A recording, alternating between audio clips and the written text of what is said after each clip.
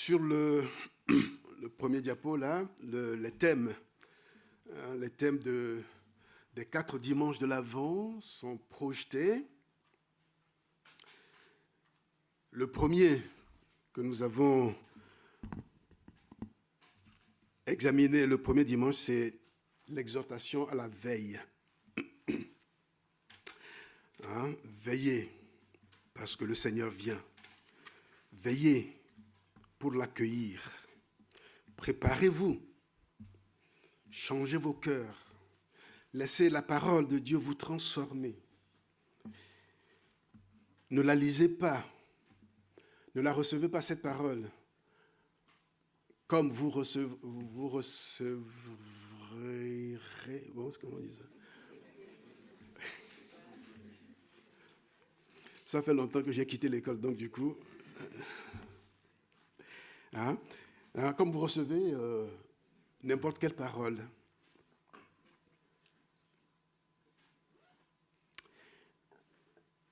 Préparez vos cœurs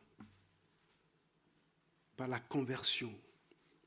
Reconvertissez-vous. Se convertir, ce n'est pas seulement la conversion initiale qui nous permet de devenir chrétien. Pas que ça. Le chrétien doit se convertir tous les jours. C'est à cela que nous sommes invités. C'est ainsi que nous préparons la venue du Seigneur. C'est ainsi que nous l'accueillons en nous. Le troisième thème a été la joie et le témoignage, où l'apôtre Paul nous a exhortés à nous réjouir parce que désormais le salut est là. Et le thème de ce matin, me voici Seigneur, j'accueille ta parole avec foi et disponibilité. Cette progression thématique que j'ai voulu dans ces cultes a pour but de vous exhorter et de vous conduire à vivre le temps de Noël avec un cœur éveillé, purifié, joyeux et disponible. Ce quatrième thème nous apprend à savoir dire oui à Dieu. Si nous apprenons à dire oui à Dieu, de lui dire dans nos vies, avec confiance et humilité, nous incarnerons, nous aussi, comme Marie, quelque chose de la part de Dieu, quelque chose de grand, quelque chose qui peut nous surprendre, quelque chose qui peut étonner les gens autour de nous. Le thème nous invite donc à contempler l'attitude de Marie. Marie qui dit oui à Dieu en disant, en s'appelant la servante du Seigneur, voici ta servante, je suis ta servante, que cela soit fait comme tu le souhaites. Marie, donc, dont le oui, ouvre ainsi la porte à l'incarnation du Fils de Dieu, la porte à la visite du Dieu créateur rendu aux hommes. À travers les lectures que vous avez entendues tout à l'heure, nous découvrons comment Dieu prépare son peuple à accueillir la venue du Christ et comment chacun de nous est appelé à répondre avec foi et disponibilité, à répondre « Oui, me voici, Seigneur ». Dans l'Ancien Testament, Dieu s'adresse à David par l'intermédiaire du prophète Nathan. David souhaite bâtir une maison pour Dieu, mais c'est Dieu qui lui promet une maison éternelle, c'est-à-dire une descendance et un règne qui ne passeront pas. Ce passage que nous avons lu tout à l'heure est ainsi formulé. Le Seigneur t'annonce qu'il te fera lui-même une maison. Ta maison et ton règne seront pour toujours assurés devant toi, ton trône pour toujours affermi. Le Seigneur t'annonce qu'il fera une maison pour toi. Dieu rappelle à David d'abord son passé. Enfin, la fidélité de Dieu, puis le passé de David.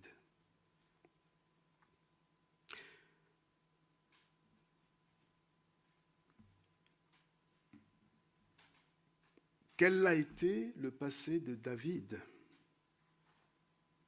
Dieu le lui rappelle et dit ceci: c'est moi qui t'ai pris au pâturage derrière le troupeau pour que tu sois chef sur mon peuple, sur Israël.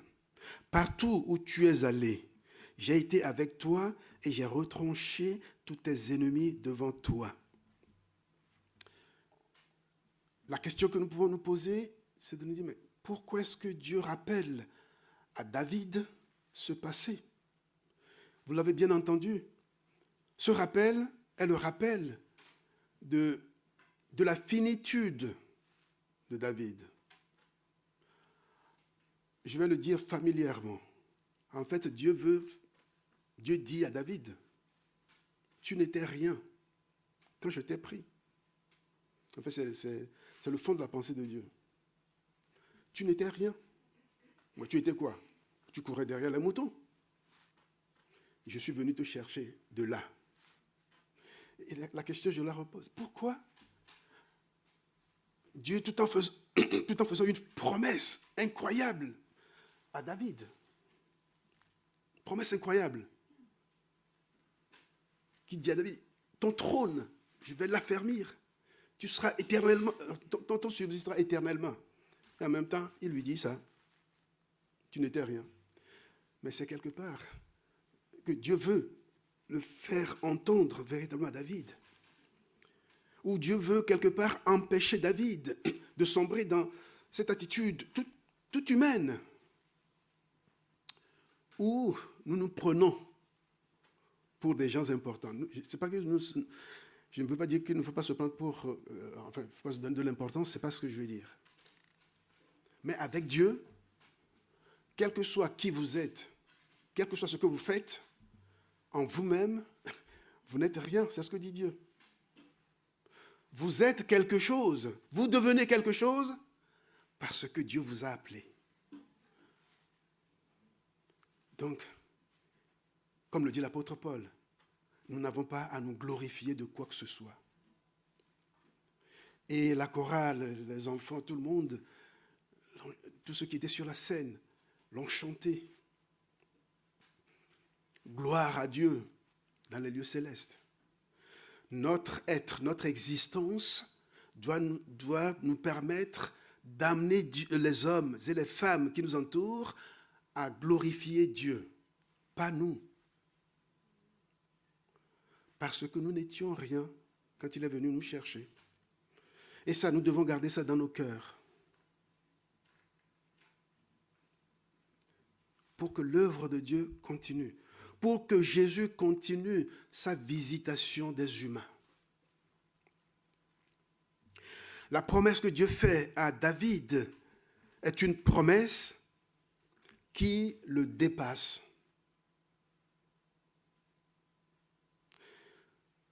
Cette promesse dépasse la simple succession royale. Elle porte l'espérance d'un règne éternel fondé sur la fidélité de Dieu. Donc cette promesse qui est faite à David établit David pour que lui, dans son être, fasse en sorte que l'Éternel soit toujours glorifié. Lorsque le peuple d'Israël sera faible, Dieu promet de le fortifier. Parce que Dieu reste fidèle à son engagement. C'est une alliance qui prépare le cœur du peuple, une promesse qui prépare le cœur du peuple. Ça le prépare pour que le peuple sache attendre le Messie. Pour que quelque part, le peuple ne voit pas en David justement ce règne éternel, parce que quel que soit l'amour que Dieu a pour David, ce n'est pas son règne, le règne davidique, qui va être un règne éternel. C'est le règne de Dieu qui sera éternel, mais qui passera par David. De même pour nous tous, croyants du Nouveau Testament, enfin de la Nouvelle Alliance. Nous sommes ainsi faits par Jésus pour que le règne éternel de Dieu continue. C'est moi qui t'ai pris derrière le troupeau, le pâturage. Je t'ai pris pour que tu serves ma gloire.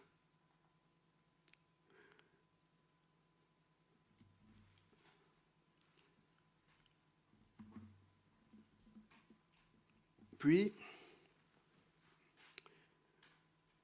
c'est le récit qui nous est fait et qui nous invite donc à l'attente confiante.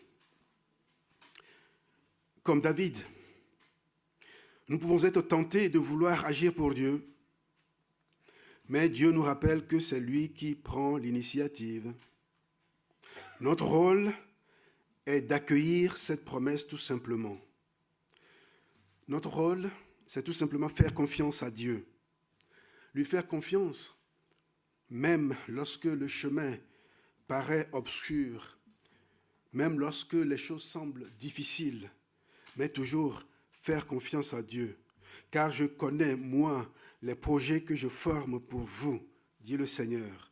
Projets de paix et non de malheur, afin de vous donner un avenir et une espérance. Écrit Jérémie, dans sa prophétie, chapitre 29, verset 11. Dieu est fidèle, il est fidèle à ses promesses. L'apôtre Paul aussi dit ces paroles à sa façon, à la manière néo-testamentaire. Il le dit, il y a un mystère caché, mais qui est révélé. La venue de Jésus dans ce monde, c'est un mystère caché, mais révélé à nous. Quand bien même ce serait un mystère, comme le disait un de mes professeurs, c'est un mystère lumineux. C'est un mystère qu'on ne comprend pas toujours, mais ce mystère est lumineux. L'apôtre Paul célèbre ce mystère-là de Dieu. Un mystère longtemps caché, mais désormais révélé. Le salut offert à tous par Jésus-Christ. C'est ça, ce mystère. Ça leur offert à tout le monde, au monde entier, à l'humanité tout entière, par Jésus. C'est ce mystère que nous célébrons à chaque Noël. C'est le mystère de l'incarnation. Dieu qui se fait proche des humains. Dieu qui vient habiter parmi nous. Et mieux encore pour nous qui croyons, Dieu qui vient habiter carrément en nous. À celui qui a le pouvoir de vous affermir selon ma bonne nouvelle et la proclamation de Jésus-Christ, conformément à la révélation du mystère qui était tenu secret depuis toujours, mais qui s'est maintenant manifesté par les Écritures prophétiques, d'après l'ordre du Dieu éternel, et qui a été porté à la connaissance de toutes les nations en vue de l'obéissance de la foi à Dieu, seul sage, la gloire par Jésus-Christ pour toujours. Le mystère du salut que Dieu accorde aux hommes ou donne aux hommes, ce mystère caché mais révélé, ce mystère du salut, de la délivrance. Ce salut, Dieu nous le donne pour que nous devenions la gloire de Dieu lui-même. Ce salut n'est pas seulement réservé à Israël, vous l'avez compris dans les textes lus, pas seulement réservé à Israël, ce salut a cette portée universelle. Ce salut est adressé à tous les humains de la terre. Et l'apôtre Paul insiste vraiment dessus. Il insiste sur le fait que ce salut n'est pas réservé à un seul peuple, mais destiné à toutes les nations, invitant chacun à l'obéissance de la foi. Et il écrira aux chrétiens de Rome, Il n'y a plus ni juif, ni grec, il n'y a plus ni homme, ni libre, enfin, ni esclave, ni homme libre. Il n'y a plus l'homme, il n'y a plus la femme, car tous, vous ne faites qu'un. Vous devenez un. Vous êtes un dans le Christ Jésus. Galates chapitre 3, verset 28. Tous, au-delà du peuple d'Israël. Et je rajouterai, avec même le peuple d'Israël, nous devenons un en Jésus-Christ. Le salut est universel. D'ailleurs, c'est parce qu'il est universel que nous osons être témoins de Jésus-Christ dans ce monde, pour l'annoncer, pour dire à tous que Jésus est venu, il continue de venir. Ouvrez vos cœurs pour qu'il entre dans vos cœurs. Ouvrez vos cœurs, accueillez cette révélation avec foi. C'est l'encouragement de l'apôtre Paul. Accueillir cette révélation avec foi. Accueillir cette révélation pour nous émerveiller devant la sagesse de Dieu. Lui rendre gloire pour le don inouï qu'il nous a fait en Jésus. Et Paul dira encore aux Romains, aux profondeurs de la richesse, de la sagesse et de la science de Dieu, que ses jugements sont insondables et ses voies incompréhensibles. Romains chapitre 1, verset 33.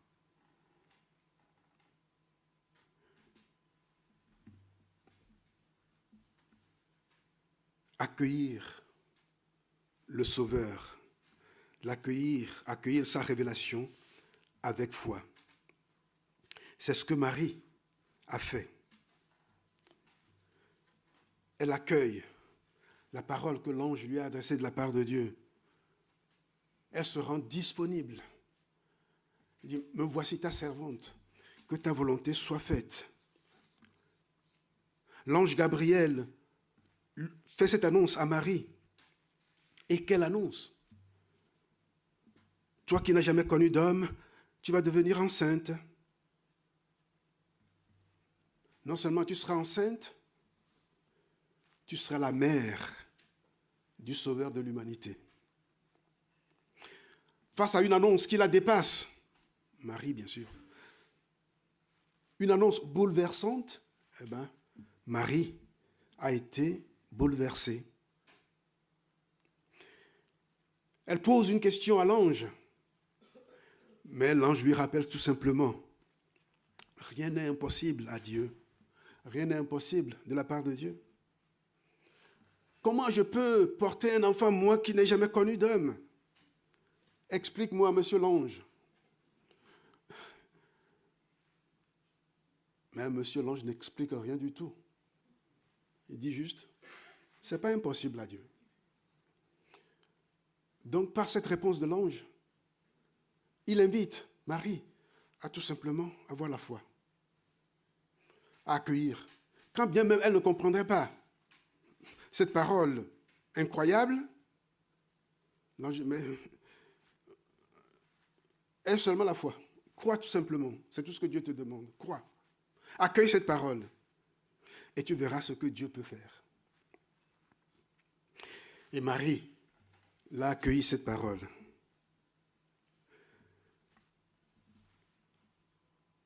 Me voici, je suis ta servante alors. Que tout se passe comme Dieu le désire. Marie a dit oui à Dieu, sans avoir compris quoi que ce soit. Mais elle a dit oui. Dire oui dans ces conditions, c'est ce qu'on appelle la foi. Tout simplement. Comme Marie, nous sommes invités à dire oui, nous aussi. À dire oui à Dieu dans nos vies. À dire oui à Dieu dans toutes nos circonstances. Difficultés, maladies, deuil, bonheur ou malheur, que sais-je. Mais à savoir dire oui, tout simplement. Dire oui à Dieu. Bien sûr, cela demande de la confiance. D'ailleurs, la confiance, c'est la foi. C'est le même mot. Ça demande de la confiance.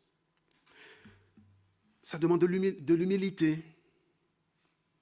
Ça demande à ce qu'on se rende compte que quand bien Dieu associerait les humains à ces projets-là ne viennent pas d'eux.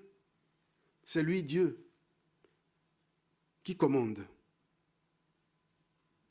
Donc, tout en répondant, nous sommes invités à l'humilité. Humilité.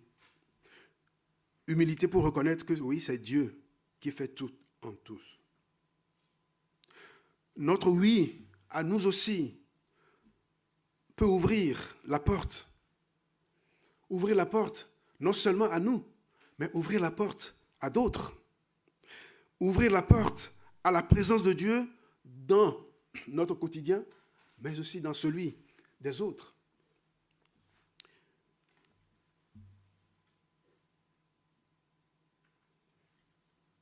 Dire oui et accueillir la parole dans son cœur,